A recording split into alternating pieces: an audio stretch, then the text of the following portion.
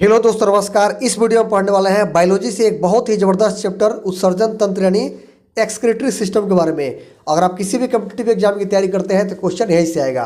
तो ऐसा ही वीडियो देखने के लिए पेज को लाइक फॉलो कर लें, चैनल को सब्सक्राइब कर लें। आइए आज के वीडियो शुरू करते हैं। फ्रेंड्स, पहला क्वेश्चन है, मानव शरीर में यूरिया का निर्माण किस अंग में होता है?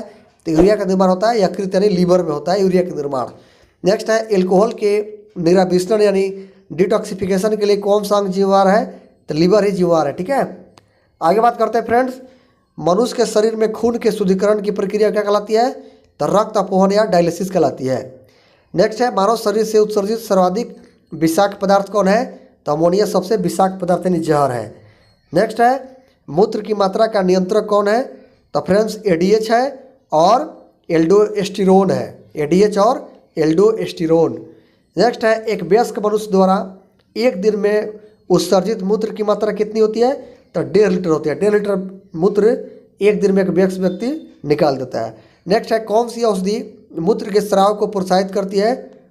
तो डाययूरेटिक मेडिसिन मूत्र के स्राव को प्रोत्साहित करती है। नेक्स्ट है, विल्स रोग से कौन सा अंग प्रभावित होता है? तो विल्स रोग से ब्रिक यानी किडनी प्रभावित होता है विल्स रोग से।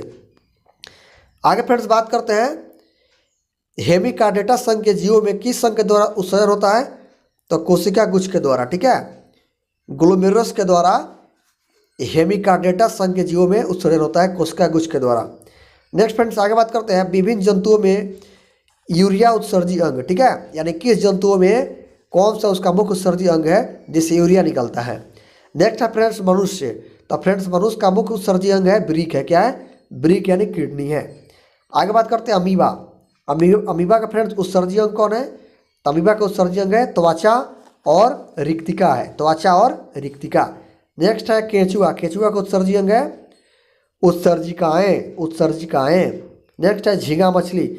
इसका उत्सर्जन अंग है हरित ग्रंथि। कौन है? हरित ग्रंथि है इसके उत्सर्जी अंग है। ठीक है, याद रखिएगा। नेक्स्ट है फीता कृमि। इसका उत्सर्जी अंग है फ्लेम कोशिकाएं। कौन है? फ्लेम कोशिकाएं।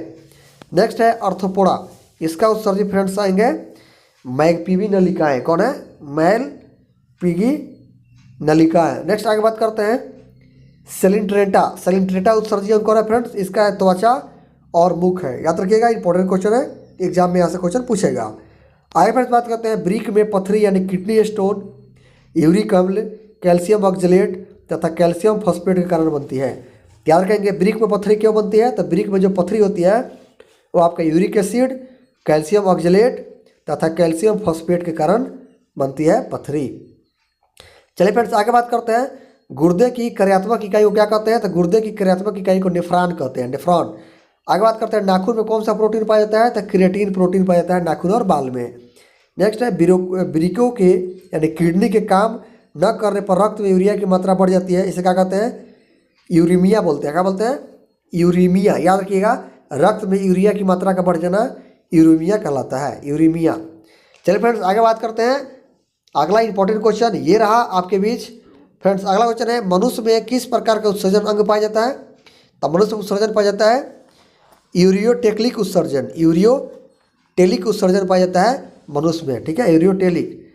आगे बात करते हैं फ्रेंड्स, यूरोक्रोम का निर्माण कैसे होता है? तो याद रखिएगा, लाल रुधिर कणिकाओं के हीमोग्लोबिन से यानी आरबीसी के हीमोग्लोबिन से यूरोक्रोम का निर्माण होता है। और एक बात याद रखेंगे, मूत्र का पीला रंग यूरोक्रोम पिगमेंट के कारण ही पीला होता है। आगे बात करते हैं, ब्रिक से प्रति मिनट औसत रक्त प्रवाह कितना होता है? तो 1 से 1.2 लीटर प्रति मीटर। याद रखिएगा, ब्रिक से औसत रक्त प्रवाह होता है 1 से 1.2 लीटर प्रति मिनट। नेक्स्ट है, आगे बात करते हैं फ्रेंड्स, ब्रिक नलिकाओं के दूरस्थ कुंडलित भाग से मुख्यतः किसका पुनर्अवशोषण होता है यानी रीएब्सॉर्प्शन होता है? तो सोडियम क्लोराइड का होता है। ठीक है, ब्रिक नलिकाओं के कुंडलित भाग से सोडियम क्लोराइड यानी NaCl का रीअब्जॉर्प्शन होता है। आगे बात करते हैं, ब्रिक के चारों ओर पाई जाने वाली झिल्ली नुमा आवरण को क्या कहते हैं? इसको बोलते हैं पेरिटोनियम। यानी पेरिटोनियम झिल्ली पाई जाती है किडनी के चारों ओर, पेरिटोनियम। नेक्स्ट है, वह बीमारी जिसमें मूत्र के साथ रक्त भी जाता है क्या कहलाता है? तो इसको बोलते हैं हीमोटूरिया। हीमोटूरिया रोग में मूत्र के साथ साथ ब्लड भी जाता है हीमोटूरिया में। आगे बात करते हैं, शरीर में संपूर्ण रक्त किसके माध्यम से शुद्ध होता है? तो ब्रिक के माध्यम से यानी किडनी क्या करता है? ब्लड को शुद्ध करता है, ब्लड से क्या करता है, पेशाब को फिल्टर करता है। चलिए फ्रेंड्स आगे बात करते हैं। अगला इंपॉर्टेंट क्वेश्चन ये रहा आपके बीच। चलिए आगे बात करते हैं फ्रेंड्स। केचुआ मुख्य रूप से अमोनोटेलिक यानी अमोनिया उत्सर्जक जंतु है, किंतु पर्याप्त जल न होने के कारण यह यूरियोटेलिक उत्सर्जक हो जाता है। याद रखिएगा जो केचुआ है मुख्य रूप से अमोनोटेलिक उत्सर्जी जंतु है, ठीक है, लेकिन पर्याप्त जल न मिलने की वजह से यह यूरियोटेलिक उत्सर्जन करता है, ठीक है, यानी यूरिया उत्सर्जक हो जाता है। यानी होता है अमोनिया उत्सर्जक, क्या होता है अमोनिया उत्सर्जक, लेकिन यह यूरिया उत्सर्जक हो जाता है, याद रखेंगे। चलिए फ्रेंड्स आगे बात करते हैं। कशेरुकी जंतुओं में उत्सर्जी अंग कौन कौन है, आइए जानते हैं।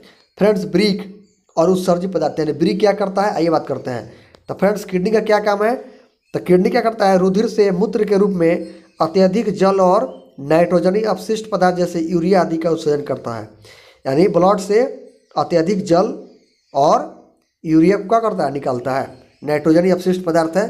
नेक्स्ट है फेफड़ा क्या करता है, तो फ्रेंड्स अमोनिया को यूरिया में परिवर्तित करता है, अमोनिया को यूरिया में बदलता है कौन, फेफड़ा, लंग्स।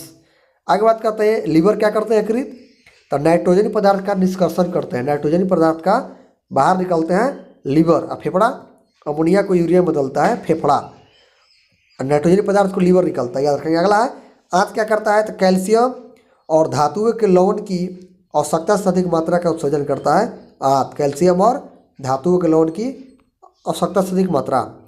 आगे बात करते हैं जलीय प्राणियों में नाइट्रोजन विनिमय में क्या उत्पादित होता है, तो अमोनिया उत्पादित होता है नाइट्रोजन विनिमय में। नेक्स्ट है गठिया रोग अर्थराइटिस का क्या कारण है, तो रक्त में प्रवाहित,